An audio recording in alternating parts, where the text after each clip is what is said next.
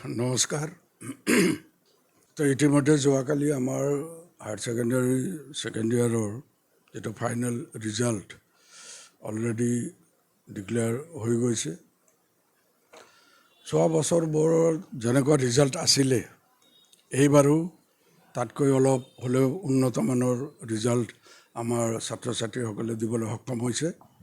তো প্ৰথমেই আমাৰ সেই ছাত্ৰ ছাত্ৰীসকলক মই অভিনন্দন জনাইছোঁ, লগতে আমাৰ শিক্ষকসকলক, লগতে আমাৰ মেনেজমেণ্টৰ কৰ্মকৰ্তাসকলকো মই মোৰ ফালৰ পৰা অভিনন্দন লগতে ধন্যবাদ জ্ঞাপন কৰিছোঁ। যোৱা বছৰবোৰৰ যিবোৰ ৰিজাল্ট আছিলে প্ৰতি বছৰেই ৰিজাল্ট ঊৰ্ধ্বগামী হৈ আছিলে। এইবাৰো অলপ হ'লেও আগতকৈ ভাল হৈছে। আমাৰ লেটাৰৰ সংখ্যা যিটো আছিল বহুত বৃদ্ধি পাইছে। ষ্টেট হাইষ্ট নাপালেও আমাৰ যিটো চেণ্টাৰ হাইয়েষ্ট সেয়াও সন্তোষজনক হৈছে। গতিকে আমি ভাবোঁ আমাৰ অভিভাৱকসকলে যি এটা চিন্তা কৰি আমাৰ ফালে এটা সঁহাৰি জনাইছিল, তেখেতসকলে নিজৰ ল'ৰা ছোৱালী ছাত্ৰ ছাত্ৰীসকলক আমাৰ যিটো এডমিশ্যন ইয়াত দিয়াইছিল, আমি ভাবোঁ ল'ৰা ছোৱালীৰ কষ্টৰ ফলত আমাৰ শিক্ষকসকলৰো বহুত চেষ্টাৰ বিনিময়ত আমি এটা ভাল ফলাফল পাবলৈ সক্ষম হৈছোঁ।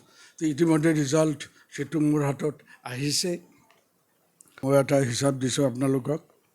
আমাৰ যিটো হায়েষ্ট পাৰ্চেণ্টেজ ছায়েন্সত আহিছে 92.4%। 90 and 90 এবভ মোটামুটি আমাৰ প্ৰায় তিনিজনে পাবলৈ সক্ষম হৈছে। ঠিক কমাৰ্চতো আমাৰ 92.4%। এইটো হৈছে ইণ্ডিভিজুৱেলি হায়েষ্ট পাৰ্চেণ্টেজ পোৱা আমাৰ এই ছাত্ৰ। আৰু কমাৰ্চ বিভাগত 90 and 90 এবভ মুঠতে 4জন ছাত্ৰ ছাত্ৰী পাবলৈ সক্ষম হৈছে। লগতে আৰ্টছ যিটো ফেকাল্টি, আৰ্টছ যিটো ষ্ট্ৰীম, তাতেও আমাৰ 91.2% হৈছে হায়েষ্ট পাৰ্চেণ্টেজ। আৰু তাতেও আমাৰ 3জন ছাত্ৰ ছাত্ৰীয়ে 90 and 90 এবভ পাৰ্চেণ্টেজ পাবলৈ সক্ষম হৈছে। মোটামুটি আমাৰ যিটো ষ্টাৰ মাৰ্কছ হয় সেইটো ছায়েন্সত পাইছে 160। 90তকৈ এবভ টোটাল আছে আমাৰ 10, চবেই মিলি আছে এইটো। তাৰপিছত 85 আৰু তাৰ ওপৰত ছায়েন্সত আছে 31, 31জন, কমাৰ্চত আছে 9জন, আৰ্টছত আছে 10জন। মুঠতে টোটেল যিটো ফাৰ্ষ্ট ডিভিজন চবেই মিলাই ছায়েন্স, আৰ্টছ, কমাৰ্চ 323জন, 323 আছে। ষ্টাৰ মাৰ্কছ যিটো 75 এবভ এণ্ড বিল' 85, সেইটো ছায়েন্সত হৈছে 105, কমাৰ্চত হৈছে 18, 18জন, আৰ্টছত হৈছে 37, 37জন। এতিয়া ঠিক তেনেকৈ আমাৰ ছাবজেক্ট যিটো হায়েষ্ট মাৰ্কছ আমাৰ কলেজৰ পৰা বা এই অনুষ্ঠানৰ পৰা পাবলৈ সক্ষম হৈছে, ইংলিছত হৈছে 92, হায়েষ্ট পাৰ্চেণ্টেজ। অল্টাৰনেটিভ ইংলিছত 94, আছামিছত হৈছে 95, পলিটিকেল ছায়েন্সত আমাৰ ইয়াত হায়েষ্ট পাবলৈ সক্ষম হৈছে 98%, এডুকেশ্যনত 93, লজিকত 95, ইকনমিক্সত 87 আৰু হিষ্ট্ৰীত বুৰঞ্জীত পাইছে 93। এতিয়া কমাৰ্চৰ শাখালৈ যদি আমি আহোঁ, একাউণ্টেঞ্চিত পাইছে 93, ফাইনেন্সত পাইছে 96 আৰু যিটো বিজনেছ ষ্টাডিজ সেইটোত পাইছে 99। ছায়েন্সৰ ক্ষেত্ৰত ফিজিক্সত হায়েষ্ট 99 মাৰ্কছ পাবলৈ সক্ষম হৈছে, কেমেষ্ট্ৰিত 95, মেথামেটিক্সত 90, বায়'লজিত 97, কম্পিউটাৰ ছায়েন্সত 91, এন্থ্ৰপ'লজিত 95। ইয়াৰ লগতে আমাৰ নাম্বাৰ অফ যিটো লেটাৰ্ছ যোৱা বছৰবোৰতকৈ এইবাৰ বহুত বেছি বাঢ়িছে। সেইমতে ইংলিছত টোটেল আমাৰ ছায়েন্স, আৰ্টছ, কমাৰ্চ মিলি পেলাই 124 ছাত্ৰৰ লেটাৰ মাৰ্কছ পাবলৈ সক্ষম হৈছে, তাৰমানে 80 and 80 এবভ। অল্টাৰনেটিভ ইংলিছত পাবলৈ সক্ষম হৈছে 56জনে, আছামিছত 74জনে পাইছে, পলিটিকেল ছায়েন্সত 37, এডুকেশ্যনত 24, লজিক এণ্ড ফিলচফিত 7, ইকনমিক্সত 6, হিষ্ট্ৰীত 14, সংস্কৃত আমাৰ যথেষ্ট কম সংখ্যক ল'ৰা ছোৱালী থাকে সংস্কৃতত, তথাপিও 2জনে লেটাৰ মাৰ্কছ পাবলৈ সক্ষম হৈছে। ঠিক তেনেকৈ কমাৰ্চ বিভাগতো একাউণ্টেঞ্চিত 18জনে, ফাইনেন্সত পাইছে 27জনে, বিজনেছ ষ্টাডিজ তাত পাইছে 39জনে। এটা ফিজিক্স ছায়েন্সৰ ক্ষেত্ৰত যোৱাবাৰতকৈ এইটো বহুত বাঢ়িছে, লেটাৰ মাৰ্কছ পাইছে 55জনে। যোৱাবাৰ আমাৰ 48 তেনেকুৱা আছিল, এবাৰ কিছু হ'লেও বাঢ়িছে।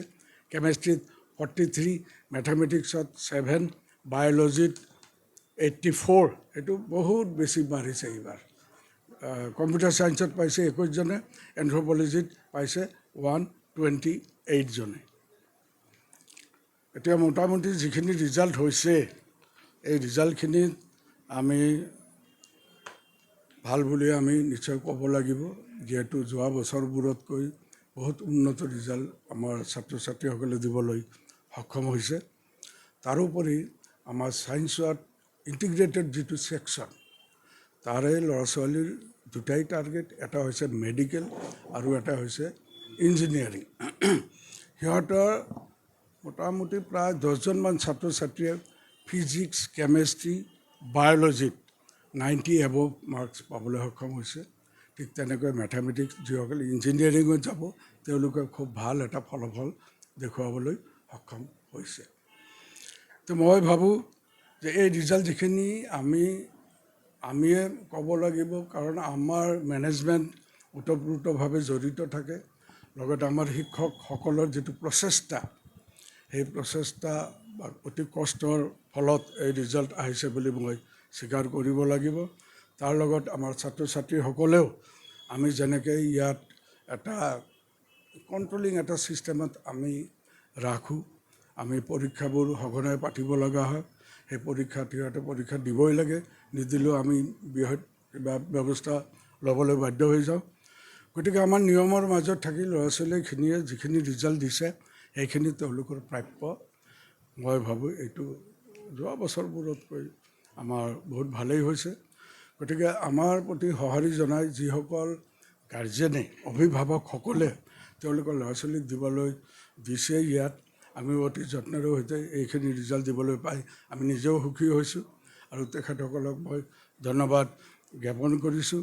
আৰু ৰাইজলৈ মোৰ এটাই আপিল, মোৰ আহ্বান, যে আপোনালোকে আমাৰ ৰিজাল্ট বহু বছৰৰ পৰা চাই আছে, এইবাৰো আপোনালোকে জানিব।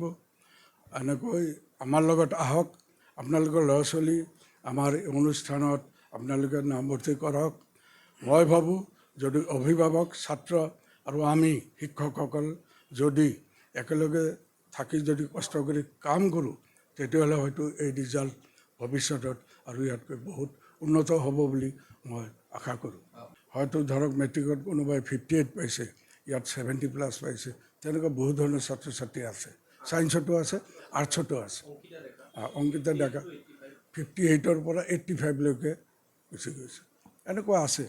তাৰমানে এটাই কথা হৈছে, যদি ল'ৰা ছোৱালীসকলে যদি নিয়মিতভাৱে যদি কলেজত আহে, যদি ক্লাছত সেনেকৈ থাকে, তেতিয়াহ'লে আমি এইটো গেৰাণ্টি দিব পাৰোঁ, আমাৰ টিচাৰসকলে যিটো কেলিবাৰিটি, সেইখিনি হয়তো তেওঁলোকৰ ৰিজাল্ট যেনেকুৱা এনেকুৱা ধৰণৰবোৰ হৈছে। ছেকেণ্ড ডিভিজন পোৱা ল'ৰা ছোৱালীও প্ৰায় নিয়াৰ এবাউট 80-85% দিবলৈ সক্ষম হৈছে, আৰু এইটো নিশ্চয় সম্ভৱ।